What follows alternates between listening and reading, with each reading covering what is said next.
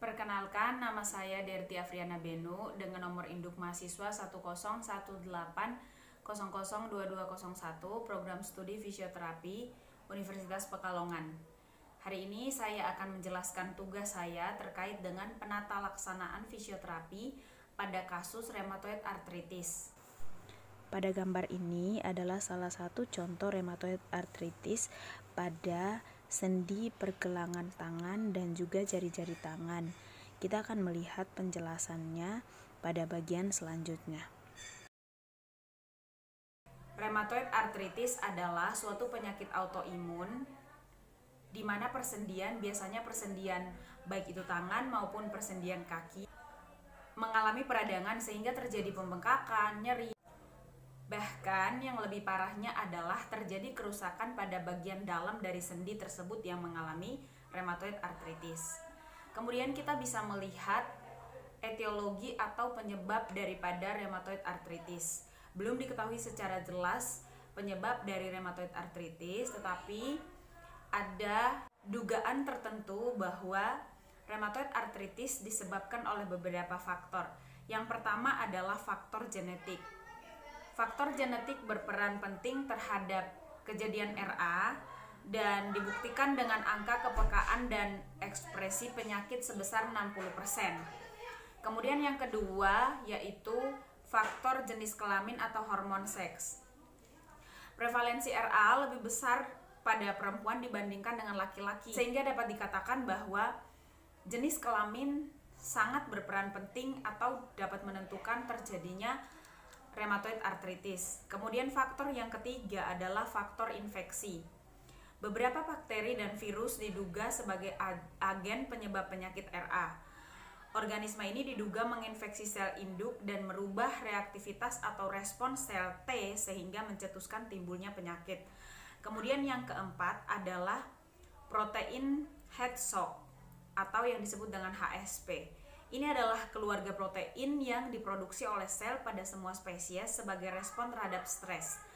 Protein ini mengandung untaian atau sekuens asam amino homolog, sehingga ini juga menjadi salah satu pemicu dari terjadinya rheumatoid arthritis. Kita melihat patofisiologi daripada rheumatoid arthritis. Rheumatoid arthritis adalah penyakit peradangan kronik yang menyebabkan degenerasi jaringan ikat.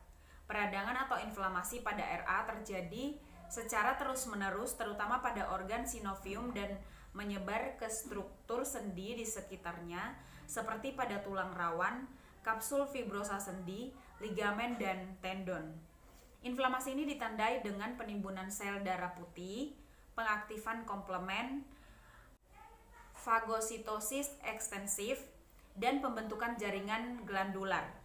Inflamasi kronik menyebabkan hipertrofi dan penebalan pada membran sinovium sehingga terjadi hambatan aliran darah dan nekrosis sel dan kemudian inflamasi berlanjut.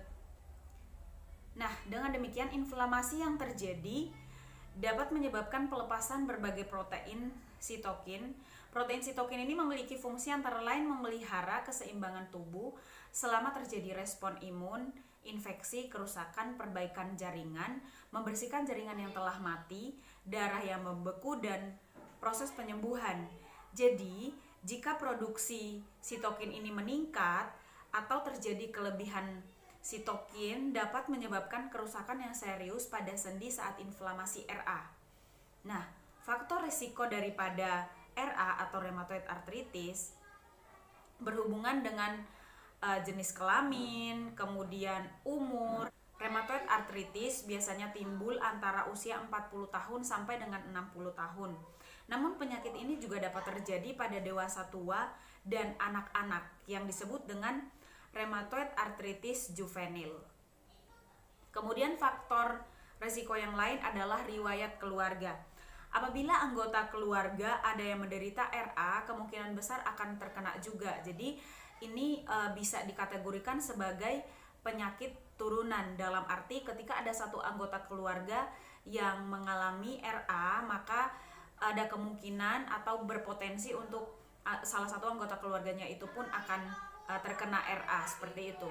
Tanda dan gejala daripada RA pasien akan mengalami atau menunjukkan gejala seperti nyeri persendian, bengkak, kemudian kekakuan pada sendi terutama setelah bangun tidur di pagi hari, dan terbatasnya lingkup gerak sendi, kemudian sendi-sendi terasa panas, anemia, berat badan menurun, dan kekuatan berkurang.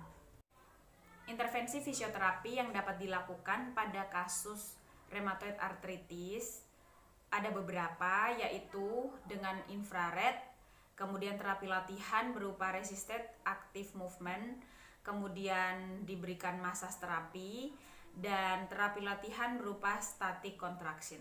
Pemeriksaan yang dilakukan yaitu pemeriksaan nyeri, baik itu nyeri diam, nyeri tekan, dan juga nyeri gerak, dengan alat ukurnya adalah VAS, dan kemudian pemeriksaan kekuatan otot dengan MMT, pemeriksaan lingkup gerak sendi dengan goniometer.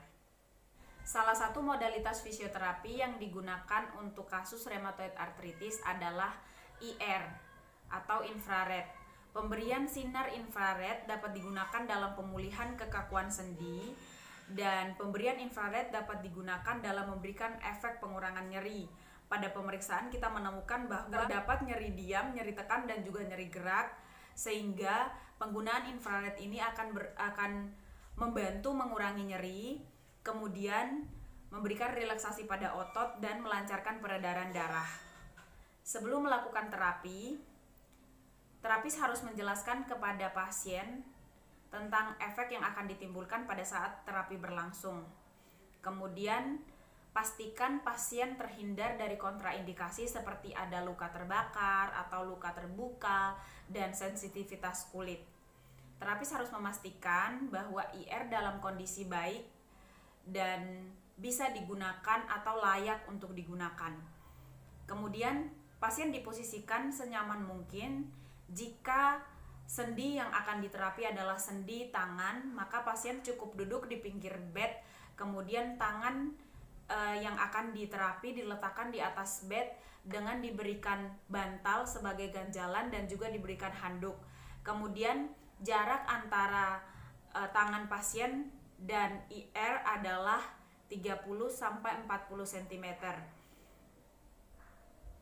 Terapi akan berlangsung selama 15-20 menit.